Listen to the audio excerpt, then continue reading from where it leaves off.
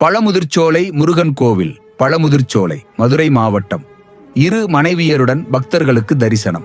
முருகனின் 6ஆம் படை வீடு, அருணகிரியாரின் பாடல் பெற்ற தலம். முருகன் சுட்ட பழம் வேண்டுமா, சுடாத பழம் வேண்டுமா என்று வினவிய தலம். இன்றும் அந்த நாவல் மரம் இங்கு இருக்கிறது. இந்த மரம் மற்ற நாவல் மரம் போல் அல்லாமல் ஐப்பசி மாதத்தில் பழுக்கிறது. 6 படை வீடுகளிலே இங்கு மட்டும்தான் வள்ளி, தெய்வானை, முருகன் ஒரே பீடத்தில் அருகருகே ஒரே கருவறையில் உள்ளனர். இங்கு முருகன் உள்ள மலை அடிவாரத்தில் அழகர் கோவில் உள்ளது. இது 108வது திவ்ய தேசத்தில் ஒன்று ஆகும். இங்கு முருகன் மாமன் அருகில் இருக்கிறார். இது ஒரு காலத்தில் அடர்ந்த காடு. மலை மேலே முருகன் குறிஞ்சி கடவுள், மலை அடிவார காட்டில் திருமால் முல்லை நிலக்கடவுள். எங்கும் இது போன்ற அதிசயம் காண முடியாது.